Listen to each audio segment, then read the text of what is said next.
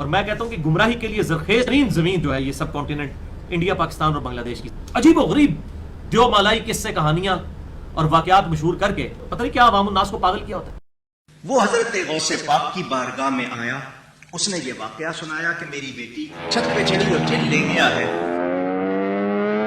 میں کیا کروں؟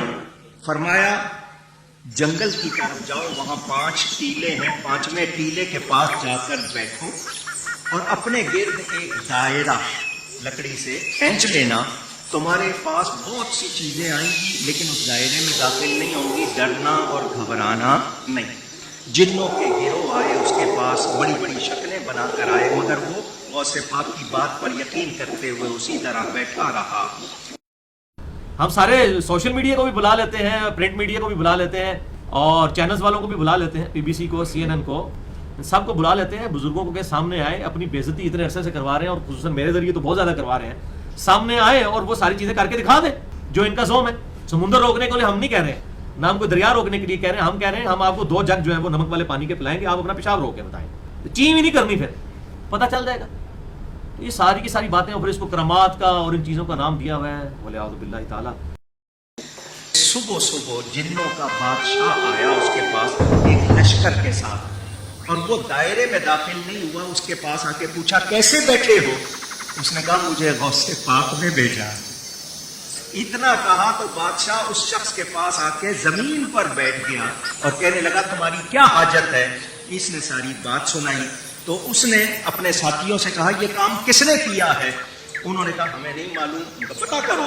تو چین، کہاں بغداد اور کہاں چائنا، چین کے ایک جن نے یہ حرکت کی تھی، اس کو پیش کیا گیا، لڑکی اس کے پاس تھی۔ جھوٹ مار دینے، اسی لیے جناب بزرگ پیدا ہونے ختم بند ہو گئے ہیں، انشاءاللہ اور قیامت تک بزرگ نہیں ہے پیدا ہونا، میں تمہیں دس دیا، کیونکہ اب میڈیا کا دور ہے، اب جو جھوٹ آپ بولیں گے اگلے دن مارکیٹ میں آ جائے گا۔ ابھی دیکھ رہے ہیں مولویوں کے چٹے بٹے کھل کے ویڈیوز کے ذریعے سامنے آ رہے ہیں۔ ہم تو پہلے کہتے ہیں جناب یہ مولوی آپ کا مال بھی لوٹیں گے، آپ کی عزت بھی لوٹیں گے، جب موقع ملے گا آپ سے جان بھی آپ کی لے لیں گے، اپنی خاطر، اللہ کی خاطر نہیں، اپنی خاطر۔ یہ اتنا بڑا فتنہ ہے۔ وہ جب آیا تو بادشاہ نے، جنوں کے بادشاہ نے اس سے پوچھا کہ تو غوث پاک کے علاقے سے لڑکی اٹھا کے لے جائے، تیری اتنی جرأت کیسے ہوئی؟ اس نے حکم دیا اس کی گردن اڑا دی جائے، اس کی گردن اڑا دی گئی، بیٹی اس کے حوالے کر دی۔ تو میں نے اس بادشاہ سے کہا تم غوث پاک کا اتنا کہنا مانتے ہو، ان کے نام کا اتنا اثر؟ تو اس نے کہا وہ جس طرح اللہ کی عطا سے بغداد میں بیٹھے ہیں وہ پوری کائنات میں تصرف کرتے ہیں، جنوں انسانوں پر ان کو اختیار دیا گیا ہے، ہم ان کی نافرمانی کر سکتے نہیں۔ مامیوں اگر انج ہوتا ہے نا، ہوں کرو نا مسلمان لوگوں نو، کافراں نے مسلمانوں نو سر میں مسل کے رکھ دیتا ہے، تسی تے کہندے ہو بابے تے دنیا 'چ ہر وقت رہندے نے، کتھے جے لیاؤ نا، کراؤ نا۔